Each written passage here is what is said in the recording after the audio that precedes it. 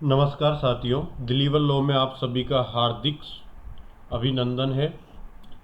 हम अनुसूचित जाति और अनुसूचित जनजाति अत्याचार निवारण अधिनियम पढ़ रहे थे। यह अधिनियम 30 जनवरी 1990 से प्रवर्तित हुआ था और हमने धारा 1 जो संक्षिप्त नाम प्रारंभ विस्तार देख ली थी और धारा 2 परिभाषा खंड देख लिया था। इंग्लिश टर्म्स हमने इसकी नहीं देखी थी, एक बार इंग्लिश देख लेते हैं। फिर इस अधिनियम की जो मूल धारा है, जो इस अधिनियम की आत्मा है, उस पर चर्चा करेंगे। धारा 3 इस अधिनियम से निकाल दी जाए तो इस अधिनियम में कुछ नहीं बचता है। जो कुछ है धारा 3 है जो अपराध को बताएगी कि क्या एट्रोसिटी है जिसका प्रिवेंशन करने के लिए ये एक्ट बनाया गया एफटीएससी के संबंध में। तो धारा 3 इस अधिनियम की आत्मा है जिसके बिना इस अधिनियम का कोई अस्तित्व नहीं है। आज उसको पढ़ेंगे। बहुत बड़ी धारा है, 29 या 30 क्लॉज इंक्लूड करके चलती है। पर पहले देख लेते हैं इंग्लिश में क्या कहता है परिभाषा खंड और definition clause. Schedule caste and schedule tribes prevention of atrocities act 1989 का एक्ट नंबर 33 है। 11 सितंबर 1989 को इसको राष्ट्रपति महोदय की कंसेंट मिली। An act to prevent to commission of offence of atrocity against the member of the ST and SC to provide for special court and exclusive special court, जो धारा 14 के अंदर पढ़ने को मिलेंगे, for the trial of such offence. इस जो भी इस एक्ट के अधीन अपराध है उनकी ट्रायल के लिए एफटीएससी कोर्ट्स की स्थापना की गई। एफटीएससी के अपराधों को बताया गया। For the relief and rehabilitation for the victim of such offence and for matter connected therewith और इंसिडेंटल देयर टू। तो ये 3 चीज़ों की बात करता है। एफटीएससी के अगेंस्ट जो एट्रोसिटीज है उनको बताएगा। फिर उनके ट्रायल के लिए स्पेशल कोर्ट और एक्सक्लूसिव स्पेशल कोर्ट के इस्टेब्लिशमेंट को बताएगा। और रिलीफ और हेबिलिटेशन, ये शब्द थोड़ा सा मेरे को बोलने में, प्रोनाउंसिएशन में कुछ शब्दों के साथ दिक्कत है। आपको फील हो जाता होगा कि एक थोड़ा सा तोतलापन और थोड़ा सा कुछ शब्दों को लेकर दिक्कत है, तो आप एडजस्ट कर लिया करो। पुनर्वास की बात कर रहा है तो विक्टिम को सहायता, रिलीफ प्रदान करना, अनुतोष प्रदान करना, उन्हें पुनर्वास करना है।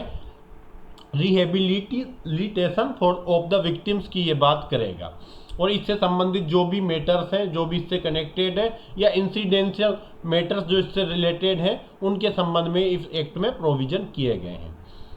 B the enactment by the Parliament of the 14th year of the republic of India as follow.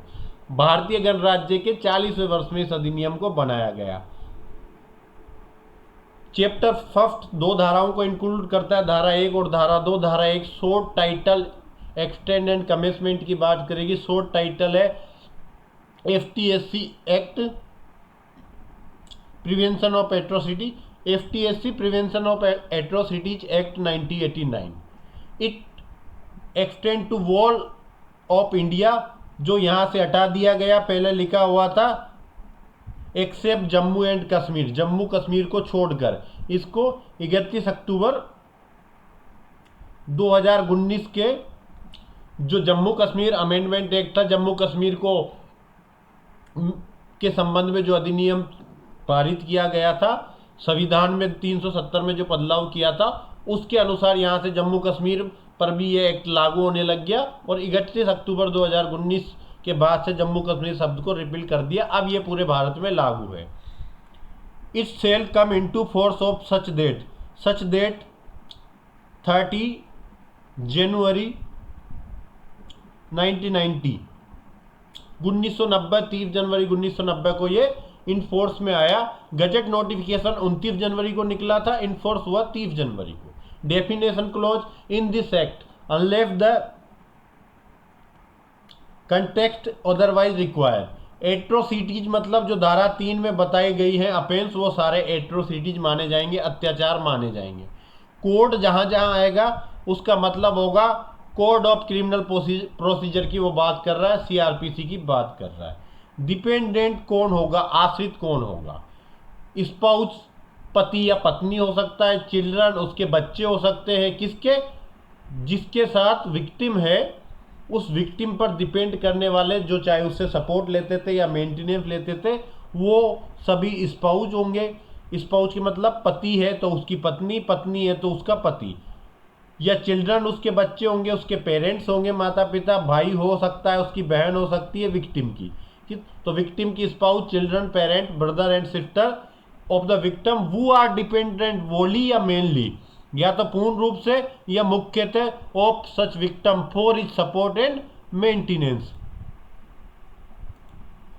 तो जो भी विक्टिम से सपोर्ट और मेंटेनेंस के लिए उस पर डिपेंड करता है वो सब डिपेंडेंट माने जाएंगे, आश्रित माने जाएंगे। इसमें विक्टिम के spouse, children, parent, brother and sister आ सकते हैं, सम्मिलित हो सकते हैं।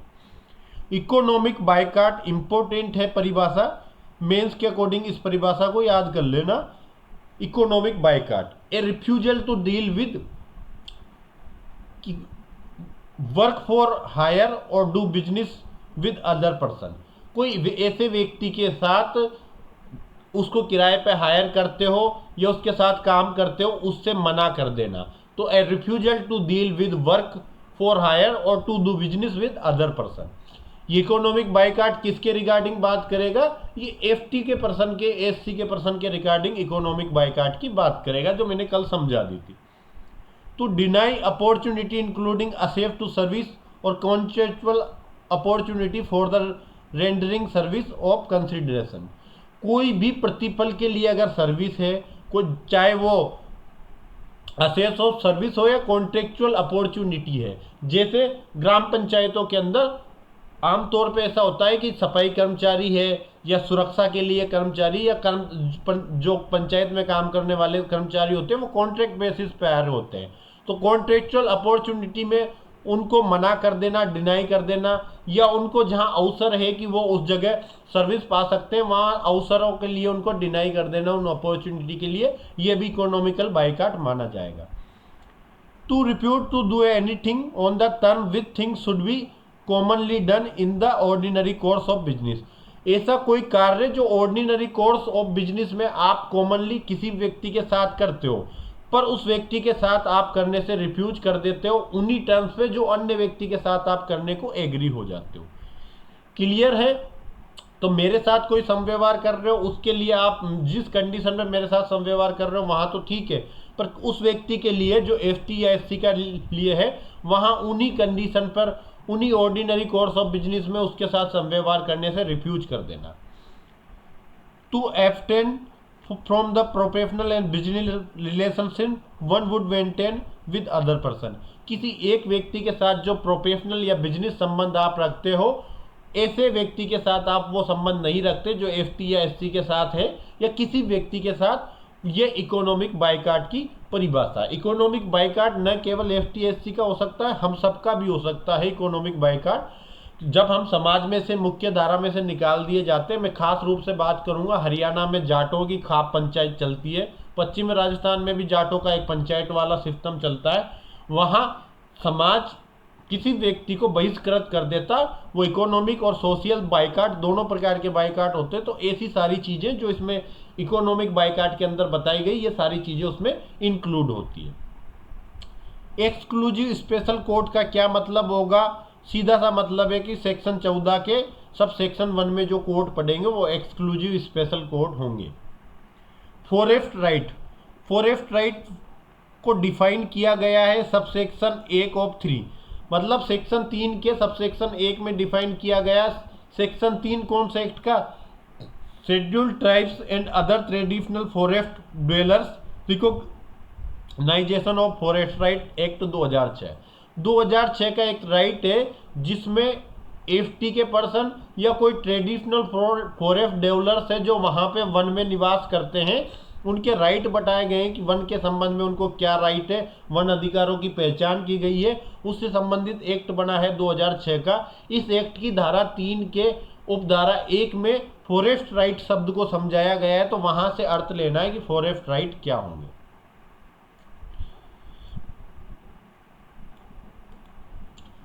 To abstain, sorry, forest right तक हमने देख लिया था।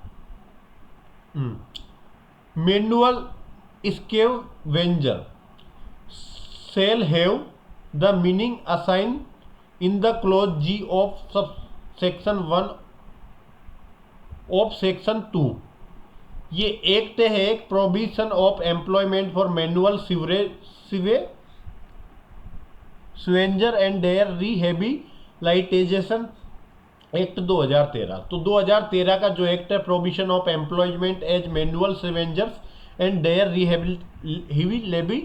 रिहेबिलाइटेशन एक्ट 2013, इसकी धारा 2 की उपधारा 1 के क्लोज जी के अंदर मैनुअल स्वेंजर शब्द का अर्थ बताया गया है। तो वहां से हमें इस शब्द का अर्थ लेना। हमारे लिए ऑब्जेक्टिव क्वेश्चन बनेगा कि शब्द को अर्थ कहाँ से, इस शब्द के अर्थ को कहाँ परिभाषित किया है। तो ये एक्ट और इस एक्ट की धारा 2 के उपधारा 1 के जी क्लोज में इसको परिभाषित किया गया है। पब्लिक सर्वेंट आईपीसी के सेक्शन 21 में परिभाषित किया गया है। मीन से public servant define under section 21 of IPC as well as any other person deemed to be public servant under any other law.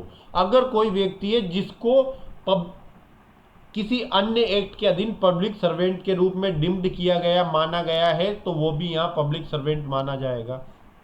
ठीक है, ये डेट लिखी हुई है इसकी, इन्फोर्समेंट डेट और नोटिफिकेशन डेट ये लिखी हुई है कि इस तारीख से तो ये एक्ट प्रवर्त हुआ और इस तारीख को नोटिफिकेशन निकली कि कल से ये प्रवर्त हो जाएगा 30 जनवरी से।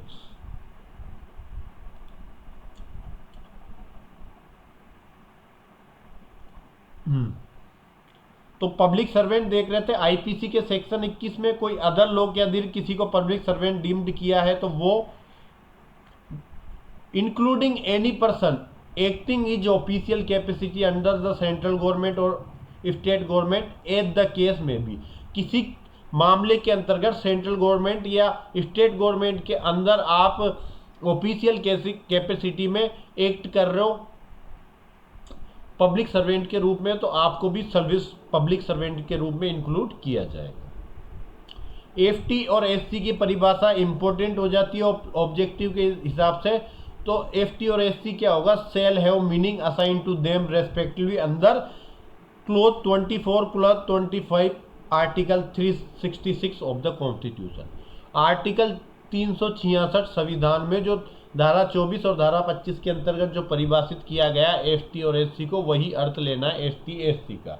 और जब आप धारा आर्टिकल 366 का क्लोज 24 और 25 पढ़ोगे तो वो डायरेक्ट आपको 341 और 342 को रेफर करेगा। वहाँ कहेगा कि राष्ट्रपति एफटीएससी के रूप में जिनको भी जातियों को अधिसूचित करेगा वही जातियाँ एफटीएससी मानी जाएगी। स्पेशल कोर्ट का क्या अर्थ लेना है, तो स्पेशल कोर्ट का अर्थ सेक्शन 14 में बताया जाएगा कि special court means a court of session specified as special court in section 14। Section 14 के अंदर जो कोर्ट ऑफ सेशन को स्पेसिफाई किया गया है स्पेशल कोर्ट के रूप में।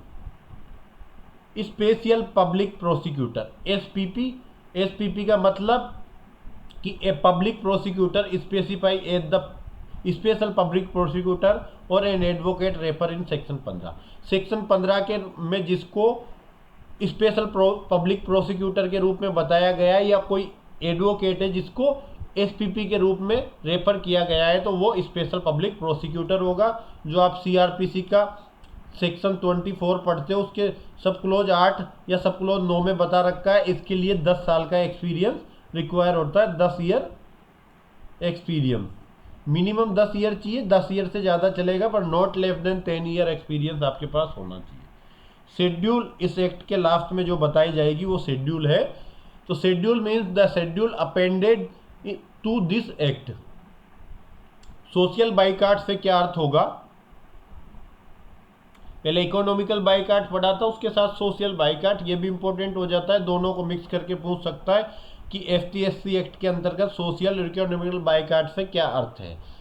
तो social boycott a refusal to permit a person to render to the other person or receive from him any customary service. कोई सी भी ऐसी परंपरागत सेवा है जिसमें वो व्यक्ति भाग लेता था या उस सेवा को प्राप्त करता था उससे उसको रिफ्यूजल कर देना, और to end F10 and social relation to one would maintain to the other person और आइसोलेट हिम फ्रॉम अदर्स। किसी अन्य व्यक्ति से उसको बिल्कुल पृथक कर देना, समाज किसी व्यक्ति को बिल्कुल पृथक कर देता है, वो सोशल बाइकाट होता है। जैसे मैंने बताया कि कोई भी अपराध करने से, जैसे समाज में आपने शादी कर ली थी, आपका बाल विवाह हो गया था और बड़े होने के बाद लड़की या लड़का शादी से इनकार कर देता है कि मैं बाल विवाह को नहीं मानता, मेरी इच्छा के विरुद्ध हुआ था, मैं 5 साल का था, 7 साल का था, मैं नहीं समझता था।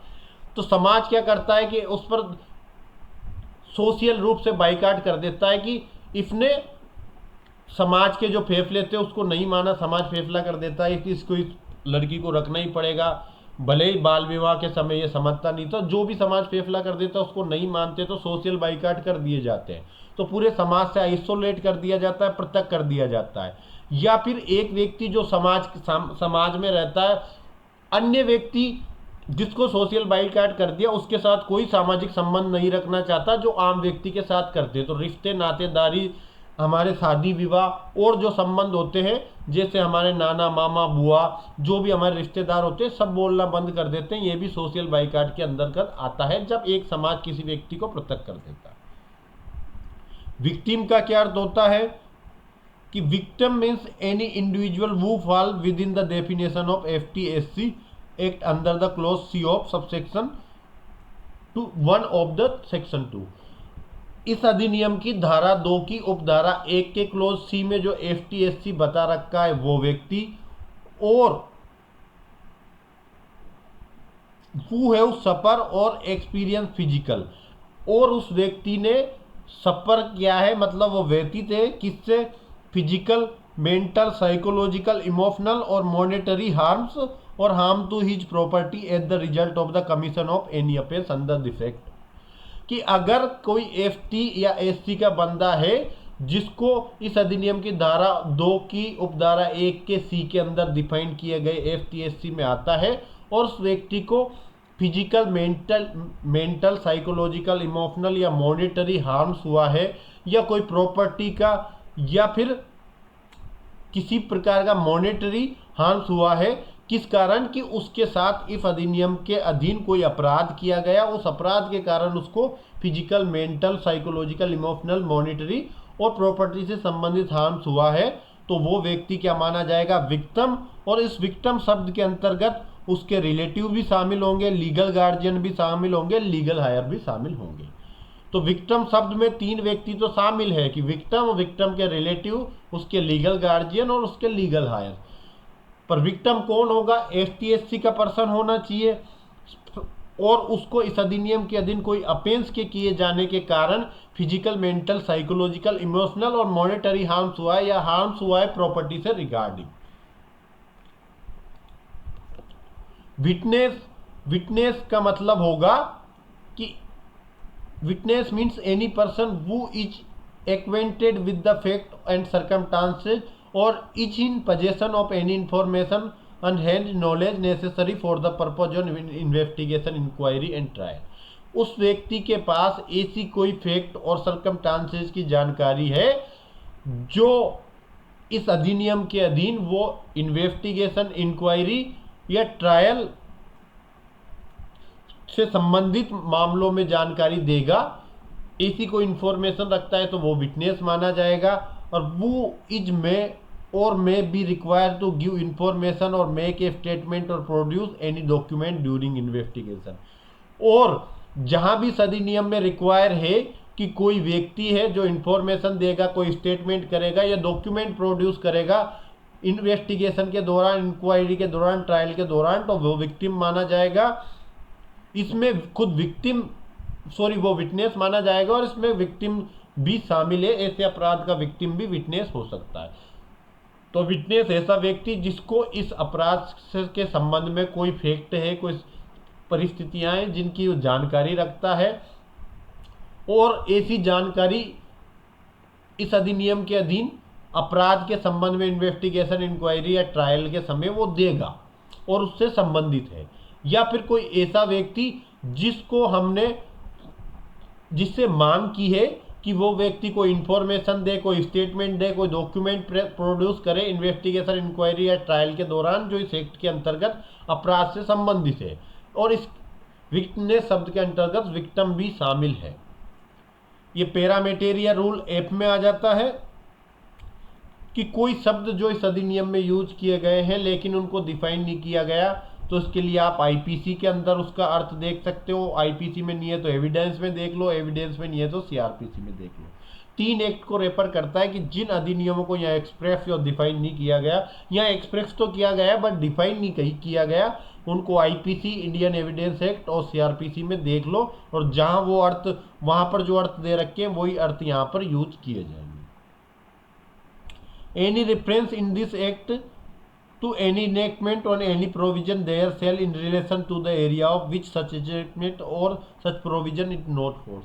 इस अधिनियम में कोई बात है, कोई प्रोविजन है जो उस एरिया में लागू नहीं होती जिसके संबंध में ये अधिनियम में कोई ऐसी बात बता रखी है, कोई ऐसे प्रोविजन है जो किसी विशेष क्षेत्र के संबंध में लागू नहीं होते वहां पर। तो वहां पर अगर कोई लोकल लॉ है, उसमें कोई इस संबंध में प्रोविजन किया गया, तो उस प्रोविजन के अनुसार ही ये चीज वहां पर लागू हो जाएगी। जैसे उस जगह पर अगर कोई, मान लो भारत का कोई एरिया है, वहां सेशन कोर्ट स्टेब्लिश ही नहीं है और ये कहता है कि सेशन कोर्ट ट्रायल कोर्ट होगा, ये स्पेशल कोर्ट स्टेब्लिश नहीं है, तो वहां किसी कोर्ट को एसटी एससी कोर्ट की मान्यता दी जा सकती है, चाहे वो जुडिशियल मजिस्ट्रेट का कोर्ट हो, एसीजीएम का हो, एडीजे कोर्ट हो। तो ऐसे कोई प्रोविजन जो यहाँ बता रखे हैं पर वो उस क्षेत्र पर लागू नहीं हो पा रहे, तो वहाँ जो भी लोकल एक्ट है उसके अधीन जो प्रोविजन किया गया है उस एरिया के रिगार्डिंग वो लागू हो जाएगा। ज़्यादा काम की चीज़ नहीं है, क्रॉस कर देना, भले ही आपको पढ़ने की बिल्कुल भी आवश्यकता नहीं है। धारा 2 कभी भी पूरी परिभाषा नहीं पूछी जाती, इंपॉर्टेंट परिभाषा और हेडिंग्स इसकी जरूरी होती है।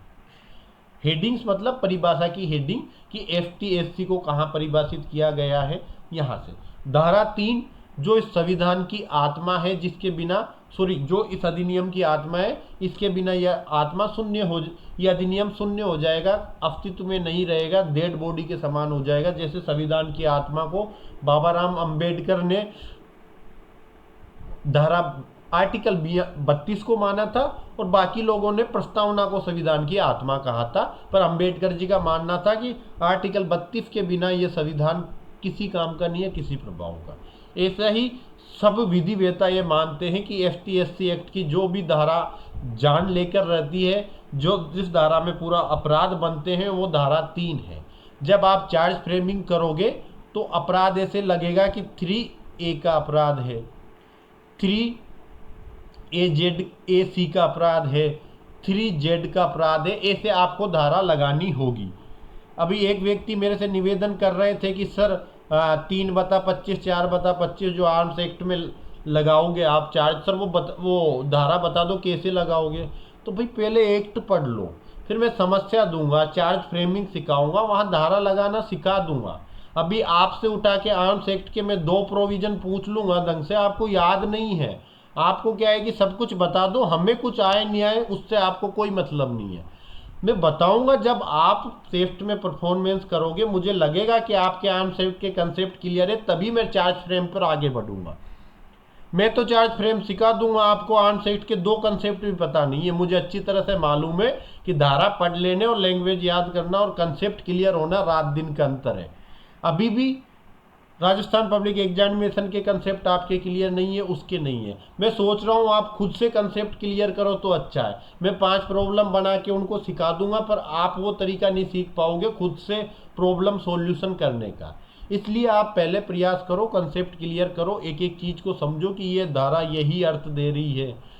आपकी क्वेरी कभी भी बेयर एक्ट से संबंधित नहीं आती। आपकी क्वेरी आती है सर आज क्लास हो जाएगी क्या, ऐसा एक भी दिन नहीं गया कि आपकी क्लास नहीं हुई है। पूरे 1 महीने 8 दिन हो चुके होंगे, 5 दिन हो चुके होंगे क्लास चलते हुए, सिर्फ मैंने 2 ऑफ लिए हैं 2 दिन के, बाकी संडे मंडे हर दिन मैं क्लास ले रहा हूँ। तो फिर आपका ये क्वेश्चन बनता ही नहीं कि आज क्लास होगी क्या, सर हिंदी कैसे होगा। बिना सिलेबस के बेफालतू क्वेश्चन पूछते हो, उसकी जगह आप बेयर एक्ट पे कमांड करें। आप फेल होने के लक्षण प्रदर्शित नहीं करें, बैरक पे कमांड करो, टेस्ट दो, आप खुद में सुधार करो, मुझे जो जो आवश्यक लगेगा कि अब आप परिपूर्ण हो गए, मैं हर चीज़ आप तक उपलब्ध कराऊंगा। आपके डिमांड करने से मैं कोई भी कार्य नहीं करूंगा, जो मुझे युक्तियुक्त लगेगा कि अब आपकी स्थिति ठीक है, फिर मैं चार्ज फ्रेमिंग पे आ जाऊंगा। अध्याय 2, अत्याचार के अपराध। इसमें अपराध बताएगा। सबसे मुख्य अपराध धारा 3 के अंतर्गत आते हैं अत्याचारों के अपराध के लिए दंड। जो कोई एफटी और एफसी का सदस्य नहीं होते हुए, कोई व्यक्ति है जो एफटी एससी का नहीं है, तो कोई पर्सन जो नॉन एफटी और नॉन एससी है, उसके द्वारा ये चीजें की जाएंगी तो अपराध मानी जाएगी। कि अगर कोई एफटी एससी का पर्सन नहीं है, मतलब ओबीसी है, जनरल है, एमबीसी है, ईडब्ल्यूएस है, एसबीसी है, मतलब एसबीसी मतलब एमबीसी होता है, या ईबीसी है, जितनी भी कैटेगरी है उन कैटेगरी का सदस्य आप एफटी और एससी के सदस्य नहीं हो, फिर ये काम करते हो जो ए से लेकर जेड तक जाएगा, उसके बाद ए सी तक जाएगा, उसके बाद आप उपधारा 2 पढ़ोगे इस अधिनियम की, वो बात बताएगा कि यदि आप एफटी एससी के सदस्य होते हुए क्या करते हो। तो उपधारा 1, एफटी एससी के सदस्य नहीं होते हुए, मतलब नॉन एफटी नॉन एससी होते हुए आप कोई कार्य करते हो तो वो अपराध इसके अंदर आएंगे। और धारा 3 की उपधारा 2 में एफटी एससी के सदस्य होते हुए आप कोई बात करते हो तो वह अपराध 3(2) के अंदर बताए जाएंगे। तो आप एफटी एससी के मेंबर नहीं होते हुए एफटी एससी के मेंबर के साथ पहला अपराध धारा 3A में अनुसूचित जाति या जनजाति, एससी एफटी, ठीक है, समझ लेना।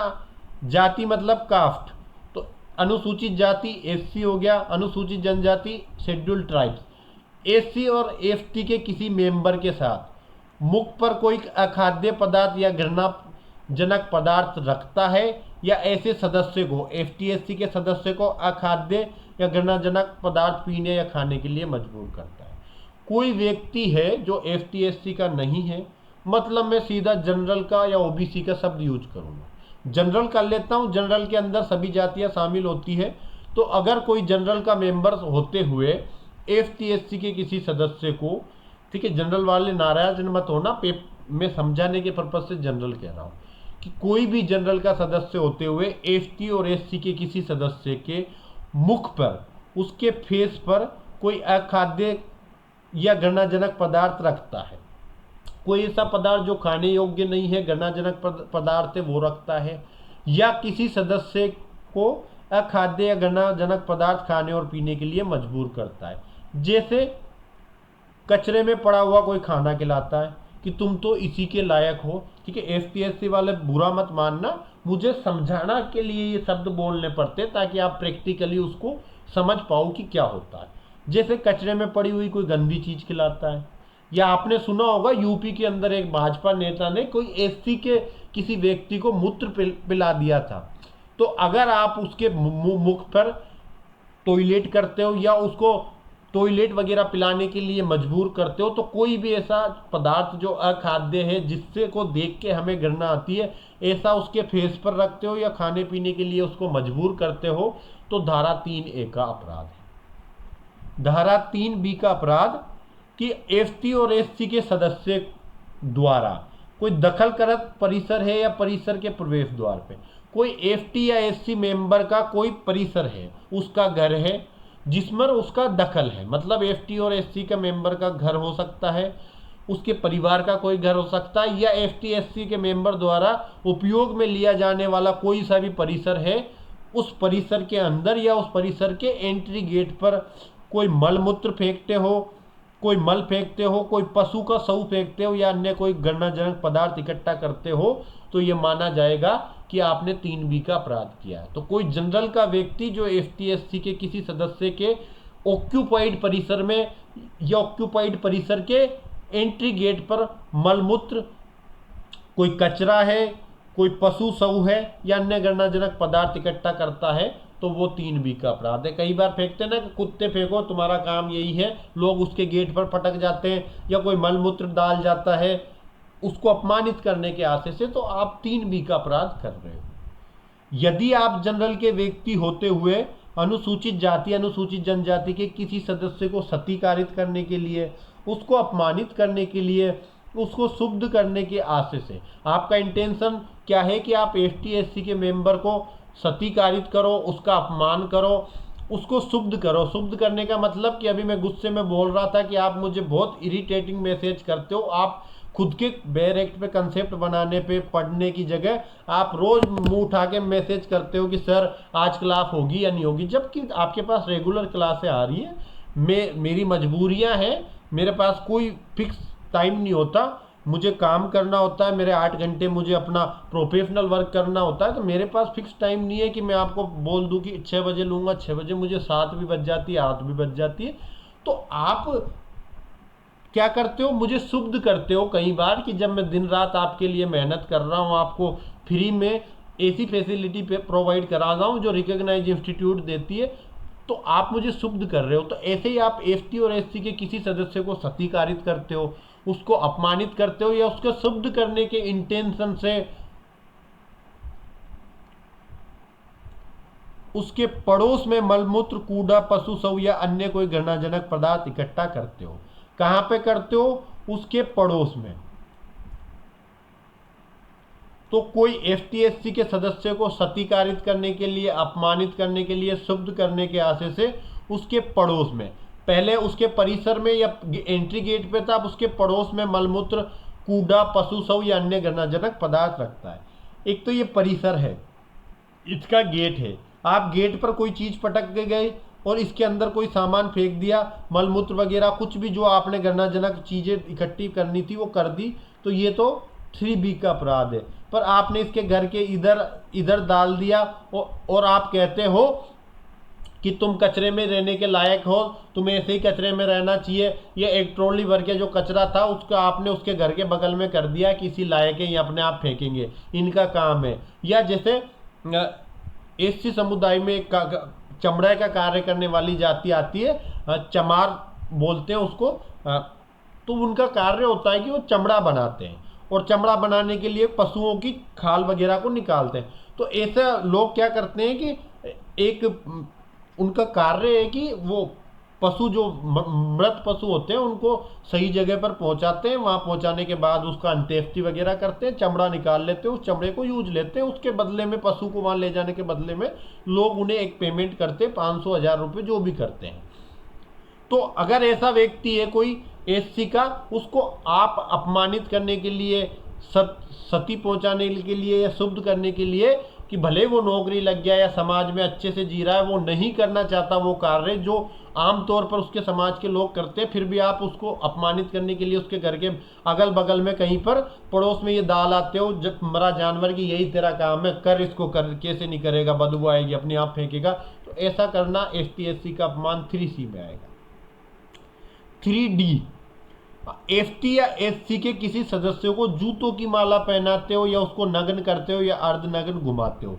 आज भी बड़े लोगों के द्वारा, पिक्चरों में आप ठाकुर देखते थे, जो गांव का ठाकर होता था उसको देखते थे, और आज के समय में भी समाज के जो प्रबुद्ध वर्ग है, अमीर वर्ग है या उच्च जातियां, वो क्या करती है, विशेष रूप से गांव के जो प्रधान होते हैं, मुखिया होते हैं, वो एसटी और एससी के सदस्यों को किसी भी बात को लेकर उनके घर के आगे से बढ़िया कपड़े पहन के चला गया या कोई सम्मानित रूप से घोड़े पे बैठ के चला गया या किसी भी प्रकार के तस्के में चला गया, तो उनकी ईगो पर आ जाता है और वो जूतों की माला पहनाकर, नग्न करके उसको घुमाते हैं अपमानित करने के लिए।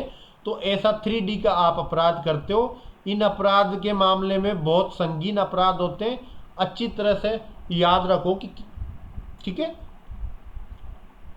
और चार्ज फ्रेमिंग में बहुत अच्छा रोल अदा करेगी। मैं पॉइंट बाद में आपको समराइज करके दूंगा कि इसके 30 पॉइंट कैसे याद रखने हैं। आप समझो कौन सा अपराध कहाँ कवर होगा, प्रैक्टिकल कंसेप्ट क्लियर करो। एसटी या एससी के किसी सदस्य को बलपूर्वक, एसटी या एससी के किसी सदस्य पर, किसी सदस्य के ऊपर बलपूर्वक ऐसा कोई कार्य करेगा जैसे उस व्यक्ति के कपड़े उतारेगा, उस व्यक्ति के सिर का मुंडन करेगा, मूछें हटाएगा, चेहरे या शरीर को पोतेगा या अन्य कोई कार्य करेगा जो मानव गरिमा के विरुद्ध है। मुंडन करना है उसके कपड़े उतारना है, किसी व्यक्ति के कपड़े उतार दो।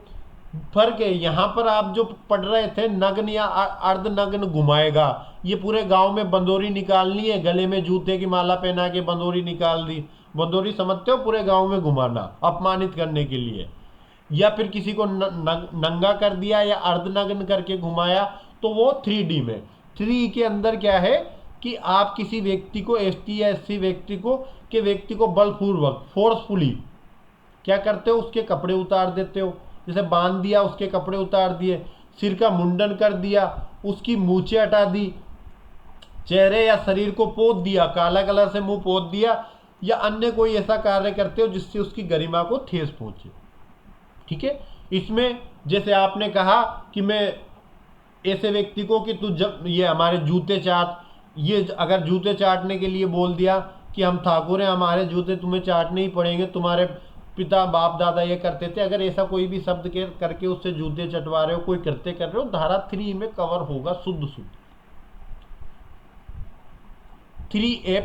देखो एक बात मैंने बता दी, जूते चाटने वाली, पर कोई भी ऐसा कार्य जो ST SC के सदस्य से फोर्सफुली करवा रहे हो, वो 3 के अंदर कवर होगा। प्रॉब्लमेटिक क्वेश्चन के लिए आपको मेंटली प्रिपेयर रहना है। 2-3 कोड वर्ड होते हैं फोर्सफुली, क्योंकि ये सभी ST SC के मेंबर पे करना। 3(1) का अपराध नॉन ST SC पर्सन द्वारा ST SC के मेंबर के साथ 3(1) के 29 या 30 जो भी अपराध है वो करने हैं। तो फोर्सफुली करना है, बस ये कोड वर्ड पकड़ लो, फोर्सफुली उसके साथ करना। 2-3 पॉइंट लिख लो, मुंडन, मूछें हटाना, पोतना, इतने में आपको समझ में आ जाएगा कि फोर्सफुली और क्या क्या किया जा सकता है। ST या SC जनजाति के किसी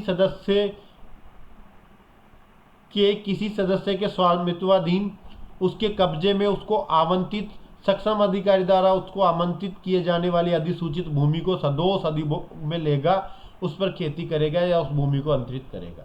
कोई FT या SC के मेंबर के पास जो प्रॉपर्टी होती है वो FT या SC के मेंबर ही खरीद सकते हैं।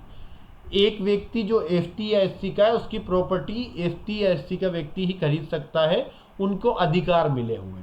जनरल का व्यक्ति उससे प्रॉपर्टी नहीं खरीद सकता। अब आप ST या SC के किसी मेंबर को जो उसके स्वामित्वाधीन में है, मतलब वो उसका मालिक है या उसकी पोजीशन में है या उसको वो प्रॉपर्टी अलॉटमेंट करी है या कोई भी कंपिटेंट अथॉरिटी के द्वारा उसको अलॉटमेंट की गई कोई अधिसूचित भूमि है, उसको सदोषता अधिभोग करते हो, मतलब उसको यूज में लेते हो, अपने यूज में लेते हो। ST SC की भूमि को सदोषता जानबूझकर नुकसान पहुंचाने के आशय से उस व्यक्ति की इच्छा के विरुद्ध, सहमति के विरुद्ध, या फिर आप उस पर खेती करते हो या उसकी भूमि को अंतरित कराएगा। अंतरित कराना लोग डमी रूप से कराते हैं। मैं मेरे गांव के उदाहरण बता दूं कि FT SC की, जैसे मेरे गांव के अंदर प्रॉपर्टी रेट्स चेक करोगे, आम व्यक्ति की जनरल की भूमि खरीदोगे 5 लाख रुपए प्रति बीघा। 1 बीघा जो जमीन को नापने का एरिया होता है, तो 1 बीघा की 5 लाख रुपए रेट है। पर आप FT और SC की जमीन खरीदोगे वो 1.5 लाख रुपए बीघा से में आराम से उपलब्ध हो जाती है। तो कोई भी अपना विश्वास पात्र FT या SC का व्यक्ति होता है, उसके नाम पे प्रॉपर्टी FT SC के व्यक्ति से करवा लेते हैं और उस प्रॉपर्टी को यूज करते हैं, क्योंकि 5 लाख में प्रॉपर्टी खरीदते हैं। जनरल वाला बेचता भी नहीं। FT SC वाला व्यक्ति अशिक्षा, मजबूरी में या कोई भी आर्थिक परेशानी से अपनी प्रॉपर्टी बेचता है तो उसकी ज़मीन खरीद लेते हैं, या दरा धमका कर उससे पीट कर, मारपीट करके साइन करवा कर 1.5 लाख रुपए, 1 लाख रुपए बीघा में ज़मीनें खरीद लेते हैं। तो आप FT SC की व्यक्ति की कोई भूमि है, उसको अधिभोग में लोगे, उस पर खेती करोगे या उस भूमि को किसी को अंतरित कराओगे, तो आप 3F का अपराध करते हैं। या सदोष शब्द को परिभाषित कर रहा है, इस सदोष शब्द को परिभाषित कर रहा है यहाँ पर कि 2 चय के प्रयोजनों के लिए सदोष शब्द का क्या अर्थ है कि उस व्यक्ति की इच्छा के विरुद्ध, जो FT SC का मेंबर है उसकी इच्छा के विरुद्ध, उस व्यक्ति की कंसेंट के बिना, और अगर आपने उसकी कंसेंट ली है तो ऐसी कंसेंट उस व्यक्ति को या उस अन्य व्यक्ति को जो उस व्यक्ति से हितबद्ध है, या तो उस FT SC के मेंबर को या उस कोई अन्य व्यक्ति जो उससे जुड़ा हुआ है, उससे हितबद्ध है, उस व्यक्ति की मृत्यु और उपत्ति का भय दिखाकर अभी प्राप्त की है। कि आपने FT SC के मेंबर को या उसकी फैमिली के कोई मेंबर को जो उससे हितबद्ध है, जुड़ा हुआ है, उसकी मृत्यु का दर्द दिखाकर आपने उस व्यक्ति से सम्मति ली है, या फिर जहां या उस व्यक्ति की सहमति से, जहां ऐसी सहमति उस व्यक्ति या अन्य व्यक्ति को जिससे वह हितबद्ध है मृत्यु या पति का भय दिखाकर अभिप्राप्त किए, या ऐसी भूमि के अभिलेखों को बनाना। फैब्रिकेट डॉक्यूमेंट बनाकर आपने ऐसी कि ये प्रॉपर्टी तो मेरी है, मेरे पास इसके कागज है, पट्टे, ऐसे फैब्रिकेट या जाली डॉक्यूमेंट आपने अभिलेख बनाकर वो प्रॉपर्टी के संबंध में उससे सहमति प्राप्त की है, तो ये माना जाएगा कि आप उससे सदोष रूप से उसको भूमि को अधिभोग में लिया है, खेती किया है या ट्रांसफर कराई है। 3G में अनुसूचित जाति या अनुसूचित जनजाति के सदस्यों को, एक मिनट रुकना, 3G में अनुसूचित जाति या अनुसूचित जनजाति के सदस्यों को उस भूमि या परिसर को सदोष बेकब्जा कराएगा। कोई FT या SC के सदस्य की कोई भूमि है, कोई प्रॉपर्टी है या कोई प्रीमाइसेस है, उससे उसको डिस्पजेज कर देता है, बेकब्जा कर देता है, उसको हटा देता है कि तू इस पे नहीं रहेगा। या फिर किसी भूमि या परिसर या कोई जल है या सिंचाई सुविधा है या वन अधिकार है, उस अधिकार के उपभोग में उसको हस्तक्षेप करना। कोई भूमि है उसका यूज लेता है, उस यूज से मना कर देना। कोई प्रेमाइसेस है जिसका उपयोग लेता है, उस प्रीमाइसेस को उपयोग में लेने पर हस्तक्षेप करना, उसमें टांग अड़ाना। हस्तक्षेप का मतलब है बार बार मना करना। कोई जल या सिंचाई सुविधा है, कोई कुएं से पानी लेता था या सिंचाई के संबंध में कोई चीज यूज करता था, या वन अधिकार थे, उन अधिकारों का प्रयोग करने में हस्तक्षेप करता है, या उसकी फसल को नष्ट कर देता है, या उसके उत्पाद को ले जाता है। उसने फसल की थी, फसल करके खेत में खलियान में लाके फसल डाली, उसकी फसल को उठा के ले गए कि तेरे मेरे 5,000 रुपये दे रखे, 5,000 रुपये के चक्कर में उसकी 50,000 की प्रॉपर्टी को लेकर चले गए। ये टोटल 3G के अपराध हैं। ठीक है, 3G 4G वाला नहीं, ये 3G FTSC एक्ट के अंतर्गत अपराध है। 3H FT या SC के किसी मेंबर को बेगार कि किसी व्यक्ति को बिना पेमेंट किए उससे काम कराना। तो FT या SC के व्यक्ति को बेगार, एक तो बिना पेमेंट दिए काम कराना, एक उसकी इच्छा के विरुद्ध काम कराना, या कम पैसे देकर अधिक काम कराना, ये तीनों बेगार में आते हैं। तो किसी व्यक्ति जो FT SC का मेंबर है उसको बेगार करने के लिए, या सरकार द्वारा लोक प्रयोजनों के लिए अधिरोपित सेवा से भिन्न। ये तो अपवाद है कि सरकार कोई व्यक्ति पर पब्लिक पर्पज के लिए कोई अनिवार्य सेवा अधिरोपित करती है। जैसे भारत सरकार को लगता है कि हमारे देश पर किसी प्रकार का हमला हो गया तो हमें प्रत्येक घर से एक एक व्यक्ति को बॉर्डर पे भेजना है, या फिर सरकार ने कह दिया कि अभी पश्चिमी राजस्थान है, यहाँ अकाल पड़ रहा है और प्रत्येक जिले के अंदर रहने वाला प्रत्येक परिवार में से एक व्यक्ति को तालाब बनाने के लिए सहयोग करना होगा। हम हर गांव में एक एक तालाब बनाएंगे ताकि पश्चिम राजस्थान में पानी की जो समस्या है उसका समाधान हो जाए। तो अगर राज्य या केंद्र सरकार के द्वारा पब्लिक प्रयोजन के लिए कोई अनिवार्य सेवा अधिरोपित की जाती है, फिर वहाँ अंबानी अडानी नहीं देखते, आम आदमी नहीं देखते, हर घर से एक व्यक्ति सेवा देगा। सरकार ने ऑर्डर दे दिया तो देना ही पड़ेगा, चाहे आपके घर से कोई भी मेंबर सेवा करने के लिए जाए। तो कोई व्यक्ति से जो FT या SC का है उससे बेगार कराने के लिए या सरकार की अनिवार्य सेवा से भिन्न प्रकार का कोई भी आप बलात्श्रम करवाते हो, बंधुआ श्रम करवाने के लिए तैयार करते हो। कोई FT या SC के मेंबर को बेगार करवाते हो। बेगार में 3 चीजें आती है: बिना पैसे दिए काम करवाना, उसकी इच्छा के विरुद्ध जबरदस्ती काम करवाना, और कम पैसे देकर अधिक काम करवाना, तीनों बेगार में आएगी। या उससे बलात्श्रम करवाना। ठीक है, बलात्श्रम का मतलब है कि उसकी इच्छा के विरुद्ध जबरदस्ती काम करवाना, या उसको बंधुआ श्रम करने के लिए तैयार करना कि वो पीढ़ी दर पीढ़ी, मतलब मैंने किसी व्यक्ति को 1 साल के लिए लगा लिया काम पर और अगले इतना कर्जा उस पर निकाल देता हूं कि अगले साल भी उसको मेरे पास लगना पड़ेगा, उस अगले साल भी इतना। वो लगातार 10-15 सालों से एक ही व्यक्ति के पास बंधुआ मजदूर की तरह काम कर रहा है, एक ही व्यक्ति का नौकर बन के रह गया। तो अगर आप ऐसी कोई परिस्थितियां हैं कि किसी को बंधुआ श्रम के लिए, या बलात् श्रम का मतलब होता है इच्छा के विरुद्ध काम करवा रहे हो, वो काम नहीं करना चाहता, फिर भी आप जबरदस्ती उसको काम करवा रहे हो, किसी प्रकार का डर भय दिखाकर, जो आवश्यकता पैदा कर कर, मजबूर कर कर, या फिर किसी से बेगार करवा रहे हो, तो ये एफटीएससी के मेंबर से करवा रहे हो तो 3H का अपराध है। अक्सर राजस्थान के दक्षिण राजस्थान में बांसवाड़ा और डूंगरपुर वगैरह में जहाँ आदिवासी एरिया है, या 12 के किशनगंज शाहबाद जो डिस्ट्रिक्ट है, वहाँ पर आदिवासी लोगों को बंधुआ मजदूरी करनी हो पड़ती है, ऐसी मजबूरियाँ रहती हैं। 3H के बाद 3I बात करता है कि अनुसूचित जाति अनुसूचित जनजाति के किसी सदस्य को मानव या पशुओं की अंत्येष्टि ले जाने या कब्र खोदने के लिए विवश करोगे।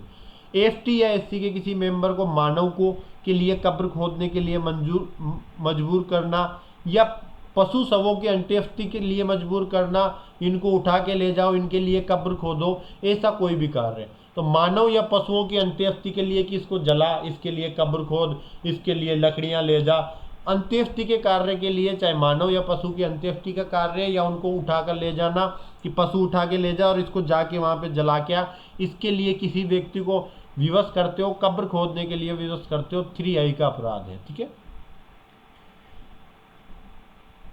3J एसटी या एससी के किसी मेंबर के सदस्यों को हाथ से मैला उतारने के लिए तैयार करना, हाथ से गंदगी उतारने के लिए तैयार करना, या इस प्रयोजन के लिए ऐसे सदस्य को नियोजन करना या नियोजन का अनुज्ञात करना। एसटी या किसी भी एफसी के किसी मेंबर को हाथ से कचरा उतारने के लिए तैयार नहीं करोगे। आप कोई भी उनको साधन दे दो कचरा उठाने के लिए, उस साधन से कचरा उठा लेंगे। अगर आपने उसको हाथ से नाली साफ करने के लिए, हाथ से कचरा उठाने के लिए विवश किया, 3J का अपराध है। या फिर इस प्रयोजन के लिए उसको एम्प्लॉयमेंट करते हो कि तेरा काम है कि पूरा नाली वगैरह हाथों से साफ करेगा, अपराध है। या आपने उसके एम्प्लॉयमेंट को अनुज्ञात किया, आपको पता है कि एफटीएससी का मेंबर है, उसको कचरा उठाने के लिए, हाथ से कचरा उठाने के लिए आप उसको अनुज्ञात कर रहे हो कि तुम हाथ से कचरा उठाने के लिए नौकरी कर रहे हो, मेरे पास नौकरी लग जाओ। अगर ऐसा भी आप अनुज्ञात कर रहे हो, 3J का अपराध किया है।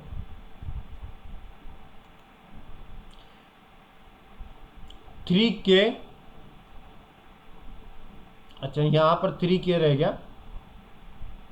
एफटी या एससी की किसी भी स्त्री को जिसे देवदासी के रूप में पूजा, मंदिर या अन्य धार्मिक स्थानों संस्थान की देवी मूर्ति या पात्र के समर्पण को या वैसी अन्य प्रथा का निष्पादन या संवर्धन करेगा या पूर्वोक्त कार्यों को अनुज्ञात करेगा। एफटी या एससी की किसी लेडीज को देवदासी, देव का मतलब भगवान, दासी मतलब भगवान के दासी बनकर, नौकर बनकर, कई औरतों को अगर आप पूजा करने के लिए या कोई मंदिर की साफ सफाई के लिए या अन्य धार्मिक संस्थान में देवी मूर्ति या पात्र के समर्पण को या वैसी किसी अन्य प्रथा का निष्पादन या संवर्धन करेगा या पूर्वोक्त कार्यों को अनुज्ञात करेगा, तो यह धारा 3K का अपराध है। थोड़ा सा मैं इसको शब्दों को स्पष्ट करने में दिक्कत फील कर रहा हूं, क्योंकि मुझे ऐसी कोई प्रथा की जानकारी नहीं है कि एसटी और एससी की स्त्री को देवदासी के रूप में कहां पर समर्पण किया जाता है, कहां ऐसी प्रथाएं चलती है। मैं कल जो क्लास लूंगा तो सबसे पहले इसी टॉपिक को क्लियर करूंगा कि 3K का अपराध क्या उदाहरण क्या हो सकता है। अभी आप लैंग्वेज को पढ़ लो, याद कर लो। 3K को मैं कल डिफाइन करूंगा। इसके संबंध में मुझे स्पष्ट रूप से कोई जानकारी प्राप्त नहीं है, थोड़ा सा मुझे इसके लिए पढ़ना पड़ेगा, रिसर्च करना पड़ेगा। ठीक है। मैं किसी भी समस्या से भागता नहीं हूं, मैं चाहता तो और कोचिंग्स की तरह आपको इसकी लैंग्वेज पढ़कर आगे चला जाता। बाद में आप कमेंट सेक्शन में कुछ भी करते रहो, मैं रिप्लाई नहीं देता। आमतौर पे बड़ी कोचिंगें यही करती है, आपके कमेंट डिलीट कर दिए जाते हैं या आपको रिप्लाई नहीं दिया जाता। पर मैं 3K को लेकर श्योर नहीं हूं, मैं आपको गलत किसी भी प्रकार का इंटरप्रिटेशन करके नहीं बताना चाहता। कल क्लास शुरू होगी तो उसकी पूर्व भाव्य शर्त होगी कि सबसे पहले मैं 3K को अच्छी तरह से समझाऊंगा कि ये किस प्रकार का 3K कहना चाहता था, क्या उसका अर्थ था, उसके बाद ही आगे बढ़ूंगा।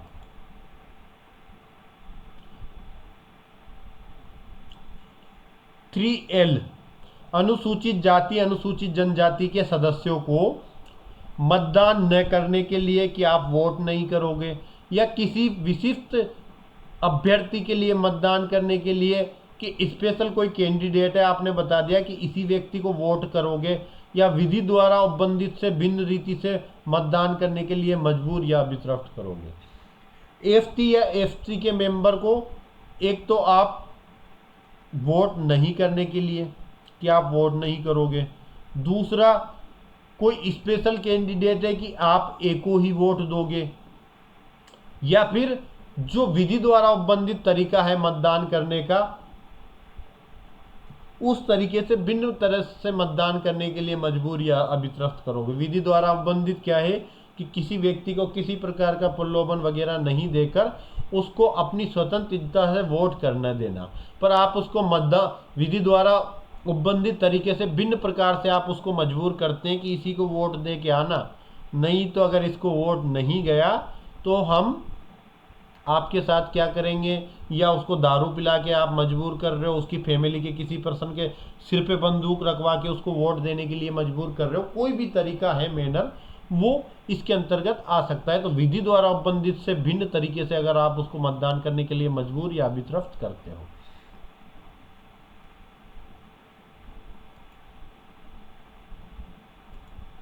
या फिर किसी अभ्यर्थी के रूप में नाम निर्देशन फाइल न करने या ऐसा नाम निर्देशन को प्रत्यार्थित करने के रूप में, अगर एसटी या एससी के मेंबर कैंडिडेट के रूप में चुनाव में उतरना चाहता है तो उसको नॉमिनेशन फाइल नहीं करने के लिए, वो फार्म भरना चाहता है तो उसको नॉमिनेशन फाइल न करने के लिए, या उसने फार्म भर दिया है तो ऐसे फार्म को रिवोक करने के लिए।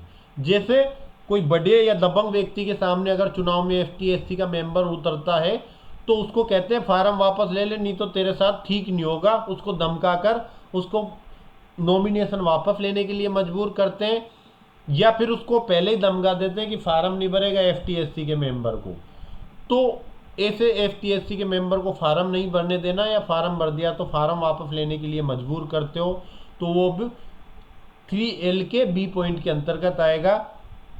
या किसी निर्वाचन में अभ्यर्थी के रूप में एसटी और एससी के सदस्य के द्वारा नॉमिनेशन का प्रस्ताव या समर्थन नहीं करना। कोई एसटी या एससी का मेंबर है, वो किसी इलेक्शन में कैंडिडेट के रूप में नॉमिनेट हो रहा है तो उसके प्रपोजल को या उसके समर्थन उसका प्रस्ताव नहीं करना, उसका समर्थन नहीं करना। कोई एसटी या एससी का मेंबर यदि कैंडिडेट के रूप में बना है तो उसके नॉमिनेशन को हम मना करते हैं, समर्थन नहीं करते या उसके नॉमिनेशन के प्रस्ताव का विरोध करते हैं, तो ये 3L का अपराध होगा। 3M एसटी या एससी के किसी सदस्य को संविधान के भाग 9 में जो पंचायत बता रखी है और 9A के अंदर जो नगर पालिका बता रखी है उसका सदस्य या अध्यक्ष या किसी भी अन्य पद का धारक है। एसटी या एससी का कोई मेंबर है जो या तो भाग 9 में जो पंचायत है या 9 के अंदर नगर पालिका है, उस नगर पालिका या पंचायत का सदस्य है, मतलब वार्ड पंच या नगर परिषद में जो वार्ड मेंबर होता है वो है, या फिर उसका सरपंच है, नगर पालिका का अध्यक्ष है, तो पंचायत या नगर पालिका के किसी भी स्तर के जो निकाय है उनका अध्यक्ष या सदस्य है और इस रूप में वो पद धारण करता है, तो उसके सामान्य कृत्य जो भी होते हैं सामान्य कर्तव्य या कृत्यों का पालन को मजबूर करना, अभित्रस्त करना, बाधित करना। कि अगर आप पंचायत के सरपंच बन गए या नगर पालिका के अध्यक्ष बन गए या कोई वार्ड मेंबर हो या कोई पार्षद वगैरह हो और एसटी और एससी के सदस्य होने के नाते आप ऐसा अध्यक्ष वगैरह हो, तो आपके जो भी करते हैं वो ज़बरदस्ती आपसे करवाए जाते हैं। जो ड्यूटी है, जो आपके एक्ट हैं, उनके पालन के लिए आपको मजबूर किया जाता है कि आप जनरली नहीं करना चाहते किसी फाइल पे साइन, या आप किसी प्रस्ताव को समर्थन नहीं करना चाहते वो सदस्य के रूप में। जैसे कह दिया कि हम जनरल वाले कहते हैं कि हमारे वार्ड में रोड बनेगा और इस प्रस्ताव को समर्थन करो, तो एसटी एससी वाला कहता है कि नहीं, मैं इसका विरोध करता हूँ, उसका कर्तव्य है कि वो विरोध कर सकता है, पर आप उसको मजबूर करते हो कि नहीं समर्थन करना ही पड़ेगा, नहीं तो बाहर निकल के देख हम तेरे साथ क्या करेंगे। तो उसको अभित्रस्त करते हो, बाधित करते हो। किस रूप में? कि वो किसी नगर पालिका या पंचायत का मेंबर होने के नाते, अध्यक्ष होने के नाते जो उसके जनरल एक्ट है, जनरल ड्यूटी है, उनको करने में बाधा उत्पन्न करना, उसको कोई कार्य करने के लिए मजबूर करना, अभित्रस्त करना, धमकाना, उसके कार्यों में व्यवधान डालना, यह 3M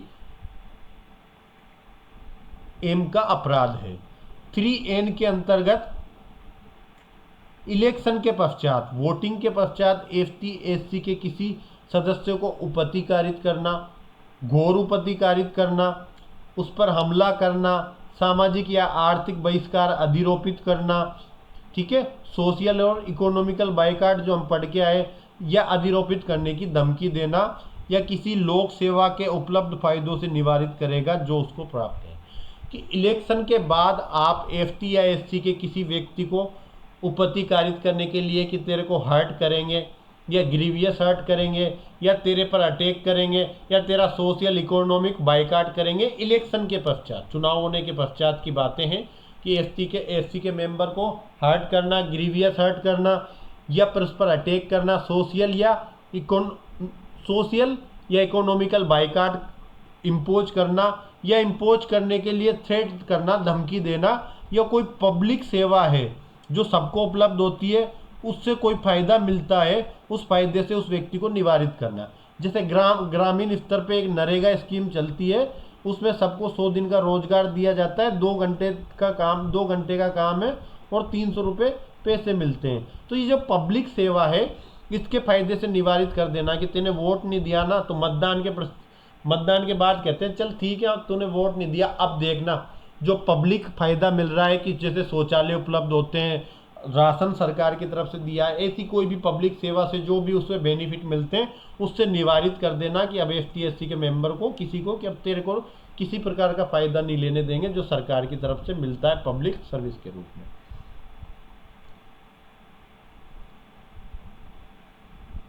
या किसी कैंडिडेट के लिए वोटिंग करने या उसको मतदान नहीं करने, या विधि द्वारा उपबंधित रीति से मतदान करने के लिए अनुसूचित जाति या जनजाति के किसी सदस्य के विरुद्ध इस अधिनियम के अधीन कोई अपराध करेगा। कोई स्पेशल कैंडिडेट के लिए वोटिंग करने के लिए, ठीक है, कि स्पेशल कैंडिडेट को वोटिंग करना है या स्पेशल कैंडिडेट को वोटिंग नहीं करना है, या विधि द्वारा उपबंधित रीति से वोटिंग करने के लिए जो ST या SC के किसी सदस्य के विरुद्ध इस अधिनियम में जो अपराध बताए गए हैं वो अपराध करेगा।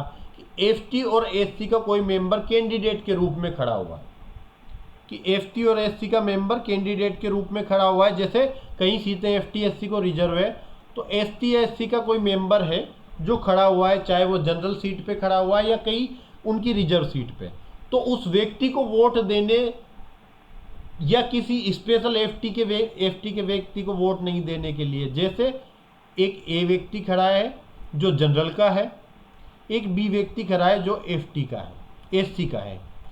अब आप किसी व्यक्ति को कहते हैं कि इसको वोट नहीं करोगे या इसी को वोट करोगे, जनरल वाले को वोट करने के लिए कहते हो कि जनरल वाले को ही करना पड़ेगा, तेरी मजबूरी है, ST वाले को नहीं देगा, या आप कहते हो कि ST वाले को वोट नहीं करेगा, तो किसी भी ST या SC का कोई सदस्य है जो अभ्यर्थी के रूप में खड़ा हुआ है, उसको मतदान करने के लिए, उसके विरुद्ध मतदान करने के लिए, या उसको मतदान नहीं करने के लिए, या फिर इस अधिनियम के अधीन जो वोटिंग करने के जनरल तरीका होता है उससे भिन्न तरीके से उसके विरुद्ध मतदान करवाने के लिए इस अधिनियम में जो डिफाइन किए गए हैं वो अपराध करेगा।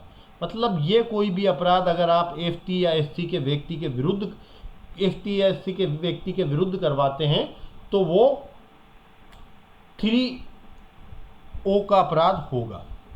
क्लियर है ना? ये तो एज ए वोटर उनसे अपराध कराते हो, ये कैंडिडेट ST/SC का कैंडिडेट खड़ा हुआ है और फिर उसके अगेंस्ट में वोटिंग राइट यूज कर रहे हो कि किसी को दारू पिला के कहते हो उस व्यक्ति को मत देना SC वाले को, या किसी को कहते हो इस जनरल वाले को वोट देना पड़ेगा ST को नहीं देना, तो ये 3O में कवर हो जाएगा। और 3L में ST/SC के व्यक्ति को वोट करना नहीं करना, उससे कहते हैं कि तू इसको वोट करेगा उसको नहीं करेगा। तो 3L वोटर के, 3L के नीचे लिख लो ये वोटर के लिए, और ये FTSC का मेंबर कैंडिडेट के रूप में खड़ा हुआ है कि वो चुनाव लड़ रहा है तो उसको उसके संबंध में है। FT या SC के किसी सदस्य के विरुद्ध मिथ्या, द्वेषपूर्ण या तंग करने वाला वाद, दांडिक या अन्य विधिक कार्रवाई संचित करना। FT या SC के किसी भी सदस्य के विरुद्ध झूठा, द्वेषपूर्ण या उसको परेशान करने के लिए कोई वाद है, दांडिक कार्रवाई है या अन्य लीगल प्रोसीडिंग है वो इंस्टीट्यूट करता है तो ये 3P का अपराध होगा। देख लेना भाई कोई सीक्वेंस ना टूट जाए कि मैं 3P बता रहा हूं, हो सकता है ये P की जगह Q करे।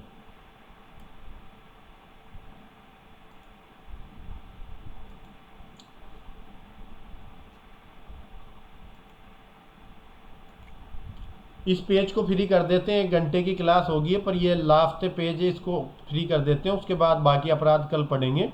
किसी लोक सेवक को कोई मिथ्या या तुच्छ सूचना देगा, किसी पब्लिक सर्वेंट को, 3P समझ गए, कोई FTSC के मेंबर के खिलाफ, ये तो क्लियर हो गया होगा कि कोई FTSC के मेंबर के खिलाफ झूठा केस करना, द्वेषपूर्ण तरीके से उसके खिलाफ वाद लाना या उसको परेशान करने के लिए वाद, दांडिक या विधिक कार्रवाई संचित करना।